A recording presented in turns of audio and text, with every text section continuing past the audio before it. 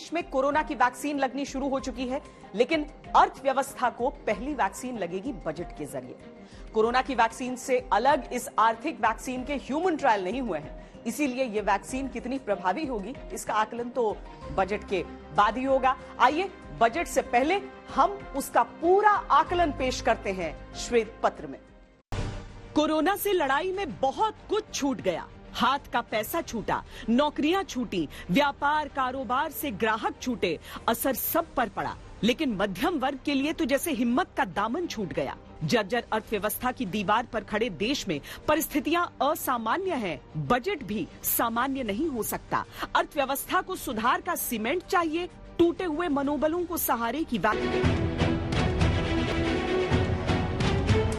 40% growth पे है, बाकी आप 60% कह सकते हैं कि जो है अभी मार्केट जो है नीचे।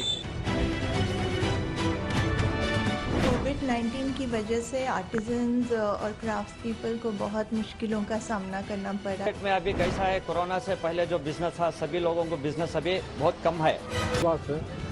शायद बजट किसानों के हित में ही आएगा।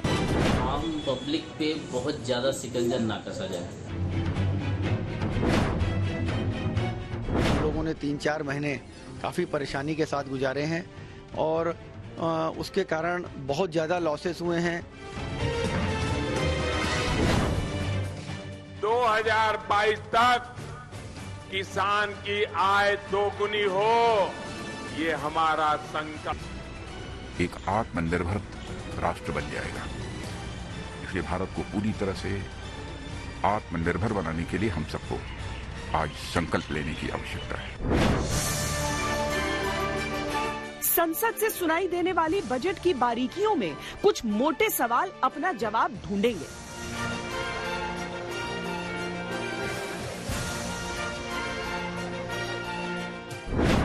क्या इस बार के बजट से रोजगार के नए अवसरों को बढ़ावा मिलेगा? आत्मनिर्भर भारत के लिए क्या रियायतें मिलेंगी? आंदोलन से परे कृषि क्षेत्र के लिए क्या प्रावधान होंगे? आयकर दाताओं को क्या कोई राहत मिलेगी? मध्यम वर्ग के लिए क्या कुछ खास होगा? 5 ट्रिलियन इकोनॉमी के ट्रैक पर कैसे बढ़ेगा देश? आम पब्लिक को सबसे कम सस्ते में हर चीज चाहिए, जैसे सब्जी, diesel, petrol, school fees, transportation, metro का किराया, सब सहूलत रहना चाहिए। कोविड-19 आने से बहुत परेशानी हुई, लॉकडाउन से धंधे कारोबार पूरे बंद हो गए, कुछ गुंजाइश नहीं है कमाने की। पेंशन में भी चाहिए, क्योंकि क्या आम खास लोग बहुत परेशान में अभी अब जो मूवमेंट जो है बहुत तकलीफ से रहे, लोग बहुत परेशानी है। हाँ, वो सब प्रॉब्लम है। होटल इंडस्ट्री तो अभी भी सफ़र ही कर रही है और मेरे को लगता है कि साल भर तक हम लोग सफ़र ही करेंगे, क्योंकि गवर्नमेंट से हालांकि हमें बहुत सारी एक्सपेक्टेशन है।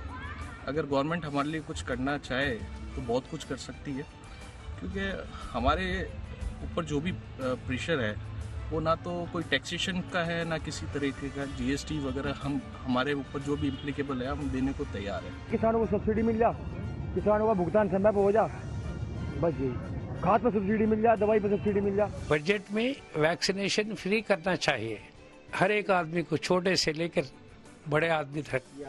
और एक बजट और बढ़ाना हेल्थ के लिए। काफी हेल्थ सेंटर्स बराबर काम नहीं कर रहे। All the government servants are not properly justifying their works. किसी को संदेह नहीं कि बीते साल की दुश्वारियों ने सरकार की बैलेंस शीट बिगाड़ी है और चुनौतियां अभी बनी हुई हैं। चीन से तनाव घटा नहीं है, करोड़ों लोगों को वैक्सीन लगनी है।